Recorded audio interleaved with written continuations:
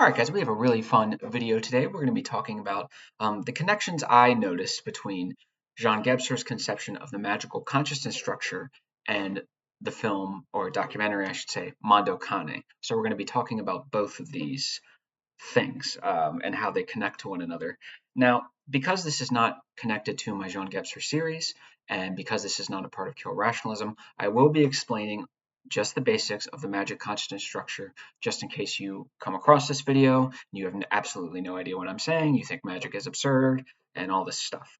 It's not what it seems. So for all my sort of subscribers and more regular viewers, I do apologize. You've heard me talk about this before, but I'm just going to give a very quick explanation of what the conscious structures are, the magic structure, and then I'll explain what Mondo is, and then we'll get right into the heart of the video. So let's get right into it. So when I say the magic consciousness structure, for anyone who doesn't know, I'm referencing this great little book called Jean Gebser's The Ever-Present Origin, and the discovery that he made was that there was an evolution of consciousness, and this unfolded in terms of consciousness structures. So absolute basic pop psychology, we have the waking consciousness of ego and all that stuff, and then we have the subconscious where the id, the pleasure principle, the self, it's all there, right? We have the waking consciousness with its ego, and then the subconscious or unconscious, whatever you want to call it.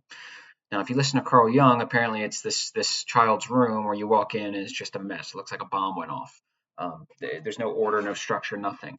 Jean Gebser, who was a student of Carl Jung, disagreed. He says no.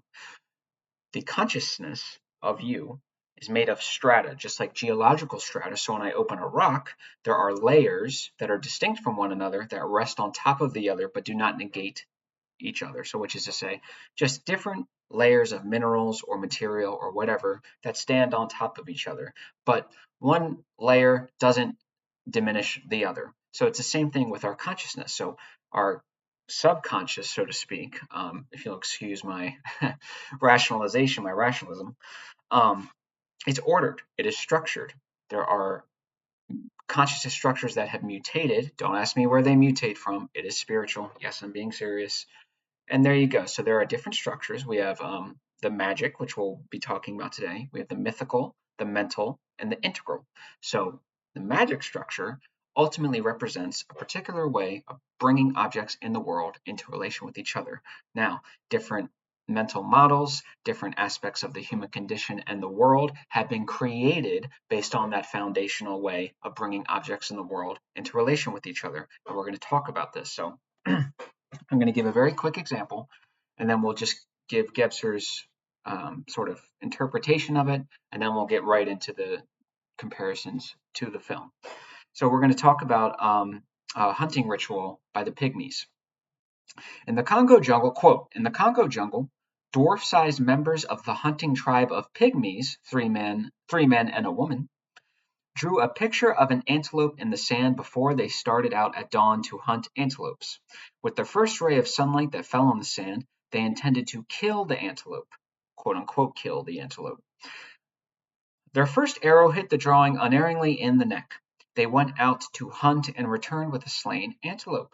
Their death-dealing arrow hit the animal in exactly the same spot where, hours before, the other arrow had hit the drawing. So they have a ritual, they're in darkness, and with the first ray of sunlight that comes and hits the drawing of the antelope, they will throw an arrow at the drawing of the antelope in the neck.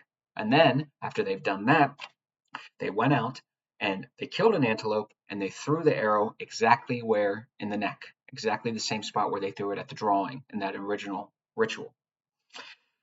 Frobenius states that, having fulfilled its magic purpose, magic with respect to the hunters as well as the antelope, this arrow was then removed from the drawing with an accompanying ritual designed to ward off any evil consequences of the murder from the hunters. After that was done, the drawing itself was erased. Both rituals, that of drawing as well as that of erasing, were performed in absolute silence, a point of utmost significance. Now, if you want to understand all this cool stuff, maybe try checking out my Seeing Through Gebser series where we go through this whole book, but we're going to skip ahead a little bit and just get to the good stuff. So how do we interpret this? So as a rational person, seeing as it's the magic structure, you might think, oh, okay, so the ritual of the arrow caused the ensuing kill, the ritual where they killed the antelope, the drawing of the antelope, magically caused the ensuing killing of the real antelope.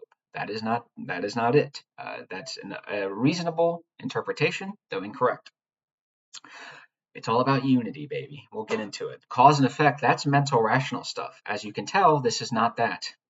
So he continues, quote, nevertheless, it does express, if we may hazard an interpretation of the scene, some of the essential characteristics of magic man, that is, human beings up until about 10,000 BC, where the magic consciousness structure was the only structure to have mutated so far. Then, of course, as I said earlier, you had mythical, mental, and all. These characteristics are 5 in number: the egolessness of magic man, his point-like unitary world, his spacelessness and timelessness, his merging with nature, his magic reaction to this merging, giving him power and making him a maker. So those are the 5 key points that when we make connections, I want you to keep those in mind. He says, in the hunting rite, the egolessness is expressed first of all in the fact that the responsibility for the murder committed by the group ego against a part of nature is attributed to a power already felt to be quote unquote standing outside, that is, the sun. Okay, we'll get there. It is not the pygmy's arrow that kills, but the first arrow of the sun that falls on the animal, and of which the real arrow is only a symbol. I will repeat for emphasis. It is not the pygmy's arrow that kills, but the first arrow of the sun that falls on the animal, and of which the real arrow is only a symbol. In this linking of the responsibility of the hunter's group ego, assuming the form of 4 human beings performing the rite, with the sun, which, because of its brightness, must be considered a symbol of consciousness, it is clear to what extent the capacity for consciousness of these human beings is still on the outside or connected with the outside. With the pygmies and their egolessness, the moral consciousness that they must bear responsibility, deriving from a clearly conscious ego, is still attributed to the sun. Their ego is still scattered over the world like the light of the sun. So real quick, remember, when, as he just said, it is not the arrow by the pygmies that killed the antelope. The rays of the sun killed the antelope, the arrow of the sun, as they interpreted. Their arrow was symbolic, and the whole purpose of this was to unify, okay? Not cause, to unify. We'll continue. This leads us directly to the second characteristic, point-like unity. This is expressed in the visible interchangeability of the real and the symbolic causative element, that is, in equating the ray of sunlight and the arrow. So you see how if everything is unified, symbol and symbolized become one. They are simply both present in one, in the arrow. At the basis of this point-like unity lies a natural vital nexus, not a rational causal one. This point-related unity, in which each and everything intertwines and is interchangeable, becomes apparent when the symbolic murder in a rite performed before a hunt coincides exactly with the actual one committed by the hunter. In the spaceless and timeless world, this constitutes a working unity which operates without a causal nexus. So the key point about the magic structure, the magic way of bringing objects in the world into relation with each other, is that it is a world of part for the whole and whole for the part. So my mouse here, my phone here, my book that I just read from, these are all parts, but remember, everything is a unity in this way of bringing objects in the world into relation with each other. Everything is unified. There are no real parts. So there aren't really strong distinctions that you and I would make in a rational sense. We would say, of course, this is not my phone. Of course, this is not my mouse. Of course, this is not my computer. That's not how it worked. So everything is interconnected. The smallest movement in one area can lead to the most profound and negative consequences in another. Now, here's the key point. Why even bother with the ritual? Because if everything is unified and connected, and everything emanates magical forces, that is why magic was seen to be real, and we'll see it's also the we're not going to get too into it, but it's also the cause for the will to power and to be against something because you're separating yourself from the oppressive forces of the magical world. So we'll continue. He says, we now come to the third characteristic, the spaceless and timelessness of Magic Man. Only in a spaceless, timeless world is the point-related unity a working reality. Outside that world, it is an unreality. Because of the spaceless, timeless unity, every quote-unquote point, a thing, event, or action, can be interchanged with another point. We'll be talking about this when we make the connections, independently of time and place, like the hunting scene, and of any rational causal connection. Every point, whether real or unreal, so every thing in the world, event, or action, whether real or unreal, causally or merely symbolically connected, can only be linked with any other point but is identified with it. One can substitute for the other completely. We will be coming back at this. Let's see. So the ritual, remember, the sun killed the antelope, and the man or the tribe threw the arrow with the arrow of the sun. This is symbolic unification. So when they do that, when they successfully unify themselves with the magical forces in the world, and because everything is unified, they have gained power over it. They have compelled the power. They've gained spiritual permission to hunt the antelope. Remember, they cannot simply just go out and hunt the antelope without the preceding ritual, because everything is unified and everything is magical, and this magical can also manifest negatively. So if you go out and you mess with the unified forces in the world and you throw off that order without gaining a preceding spiritual permission, you are going to be in trouble, my friend, because the next hurricane that comes, the next tornado that comes, the next barbarians at the door, you will be blamed for that. Not good. So that is sort of a basic of the magic structure. Now let's see, and there's no sense of time, there's no sense of space. It's very difficult for us to consider, but they didn't have that then. They also didn't have an ego, both in a psychological sense and a philosophical sense. In a philosophical sense, the ability to perceive and to be aware you're perceiving, and in a psychological sense, just the sense of I and me, which of course moral responsibility would come from. Is there any other points? Let's see. Let's see. Here we go. Sorry. As for equal significance, this is the first step. Hold on. Let's see. That's right. The concept pars pro toto is at the same time always a totem pro part. The whole for the part actually kind of explain this. So that's a little basic of the magic structure. This is the origin for all the rituals, all rites. It's the origin of the will to power, if you're a philosophy guy with Nietzsche, to be against, to free yourself from the magical forces. That's where that comes from. So now we'll get on to Mondo Cane. So finally, what is Mondo Cane? So Mondo Cane is a documentary. I believe it was filmed in the 60s. You can watch it for free on YouTube. I'll put a link to it in the description. And it essentially is a bunch of filmmakers, and they go to a bunch of Timbuktus, and of course they're from the West. They're these sort of white Westerners, and they go to Timbuktu, a bunch of isolated areas and geographies that are home to primitive people. That is to say, people who only have this. Okay, so what this documentary is a comparison drawing similarities between people. Remember what I said about the structures? There's magic, mythical, mental, and then even integral. And you sort of have to achieve these new structures.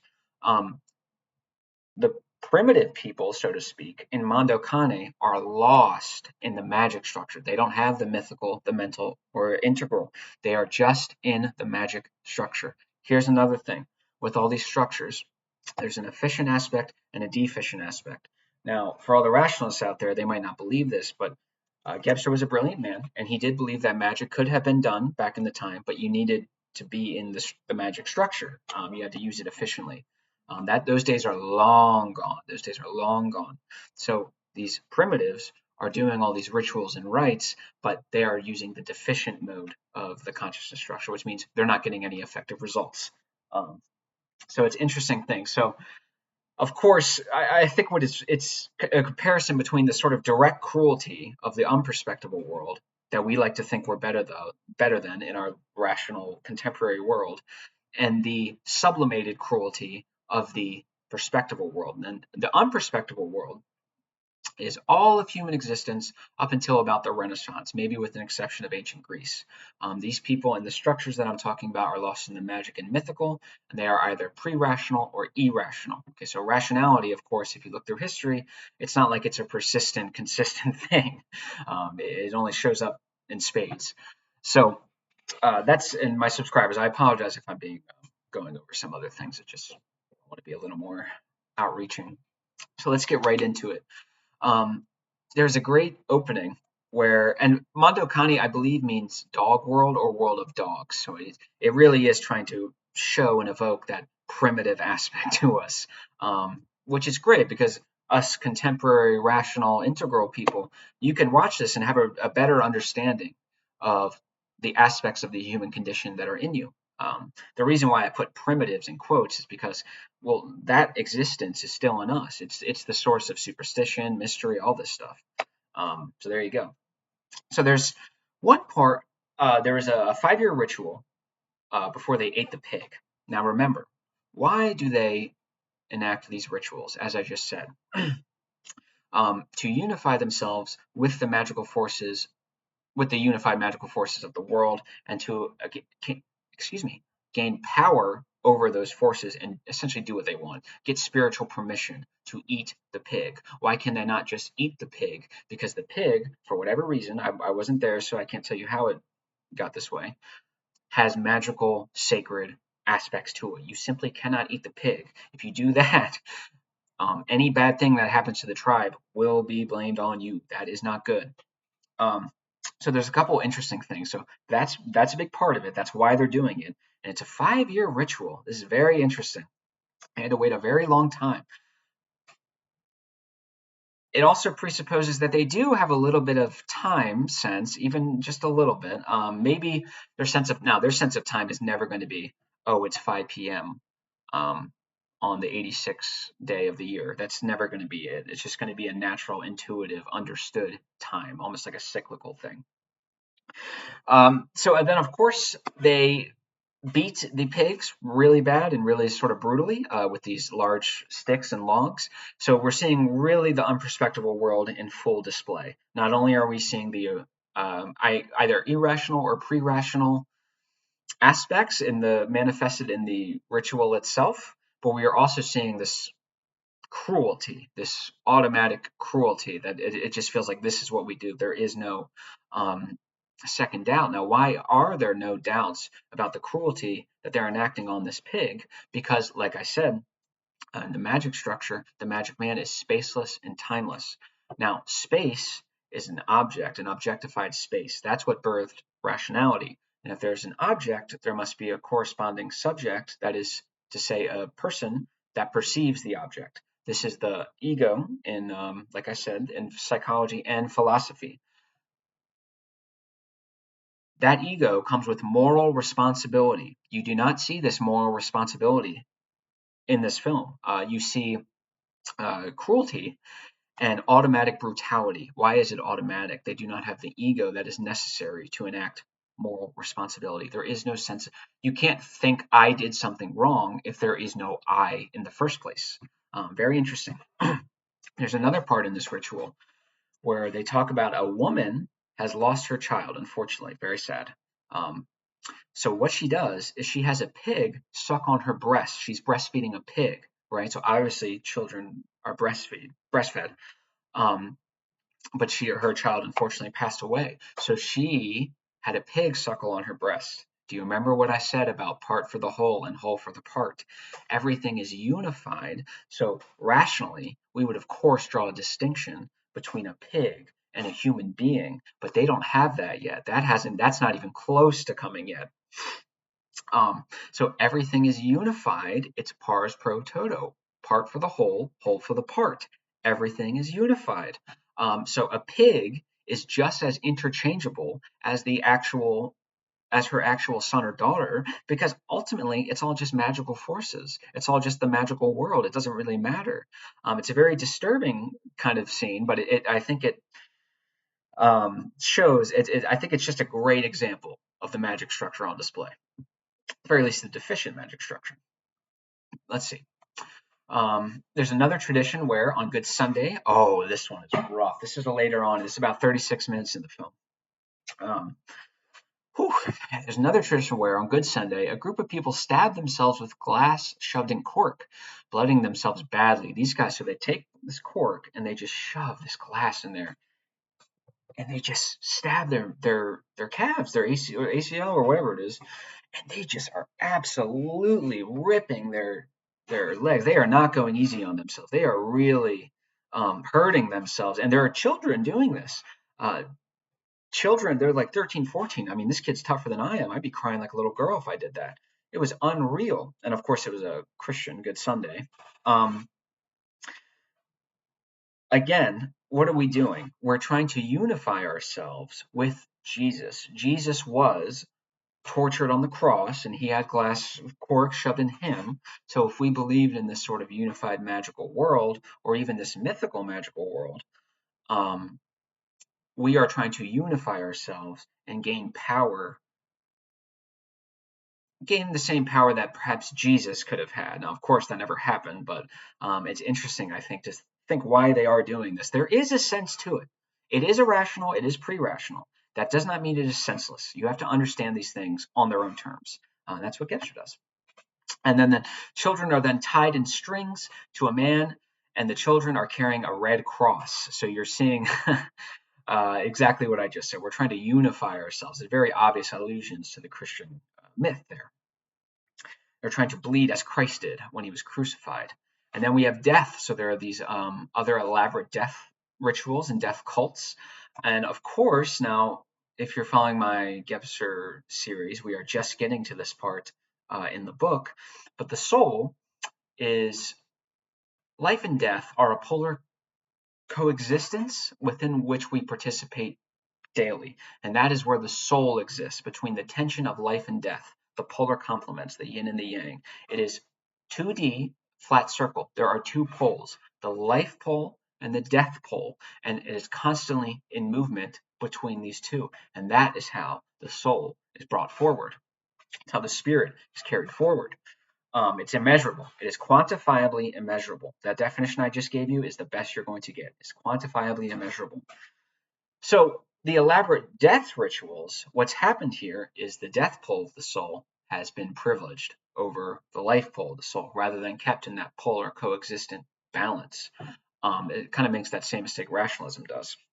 Now, by the way, the Freudian death drive is just the death pole of the soul. That's all it is. People get too lost on the negative, dark aspects of the world and the human condition, and they'd have no balance with the light, the nicer stuff. So the fraternity of the Red Hoods continued its centuries-old tradition, excuse me. The fraternity itself was started in 1600 to bury the bodies of the poor and unknown killed by the plague compassionately. So they're trying to compassionately dispose of the dead. And of course, that's a very, very big deal, especially in ancient Egypt.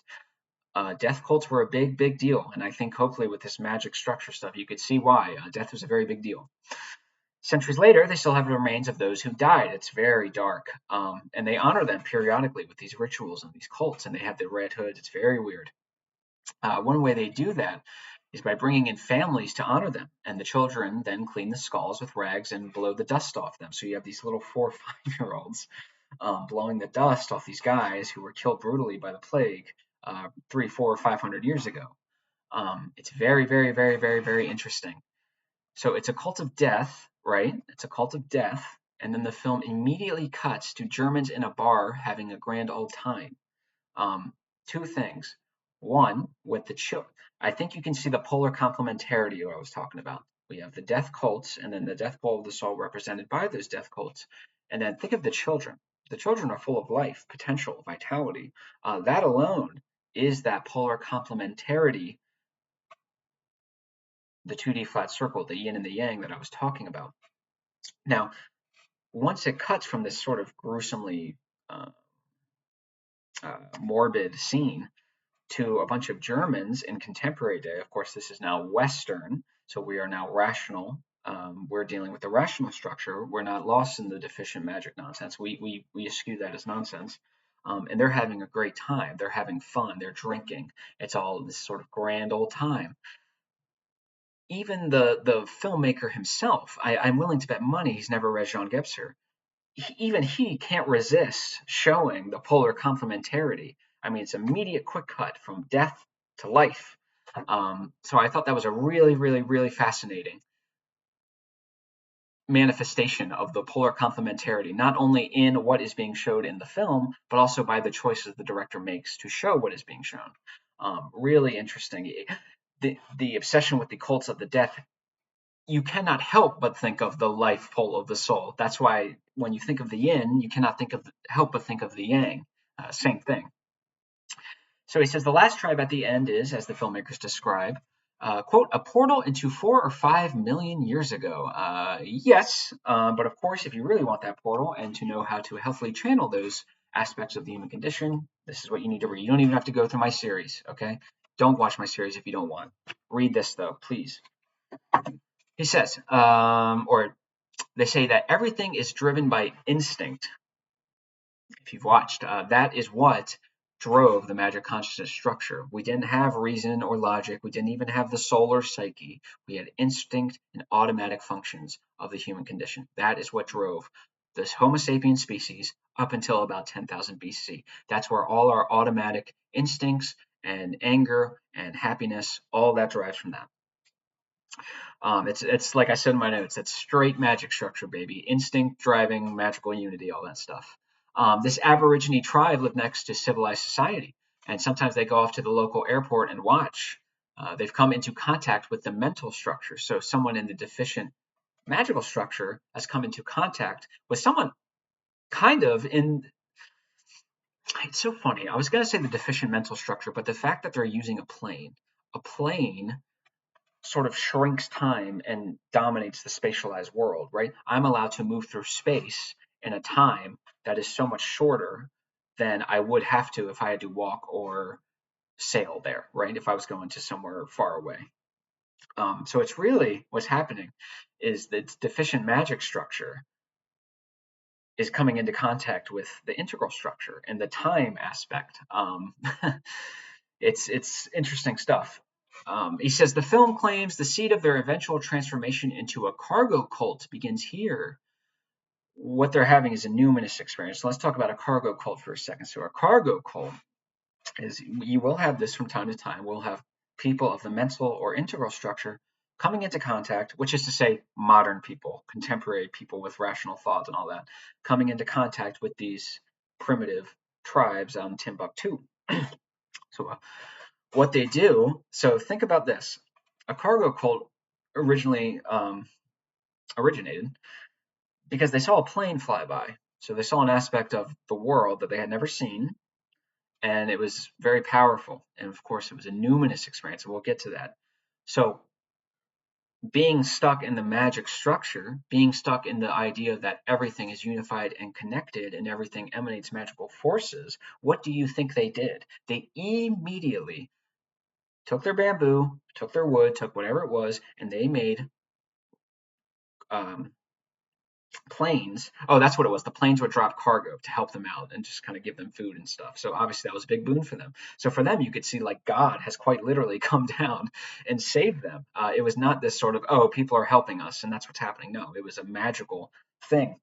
So they immediately made little crafts made from bamboo of the airplanes, and they started doing rituals. And once they enacted the ritual, what they did was they stood out on the beach and they hung out their little wooden planes and their bamboo planes, and they waited and they waited and they waited because they had thought they had gained power over the unified forces in relation to that plane. So they could compel the plane to come back and bring cargo with them. They are having a numinous experience. Now, it's actually, if you're in my Gebser series, this is what we're going to be talking about next. A numinous experience is an experience. It's exactly that, an experience. You can have a mental understanding of it, but it is an experience. We're not retreating to abstract conceptualization here. Direct experience with something that is so awe-inspiring, so profound, so potent, so providential that the mind simply cannot account for it. And in turn, power is projected onto the object that increases its ability. Think the conch in Lord of the Flies. Is that what it is? think when um, one of these Western guys goes to Timbuktu and they leave a Sprite bottle, just on accident. If they go back 10 years later, they are worshiping that Sprite bottle. Now, to me and you, that's just an empty plastic. That's nothing. That's nothing. But to them, they have never seen it before. They don't understand how it operates. They don't have rationality. So it's a numinous experience. Um, so interesting stuff. It's also why I I heard this one African dude. Now this African guy, he was a rational dude. This guy clearly had discovered the allow the rational structure to mutate. That dude was bright.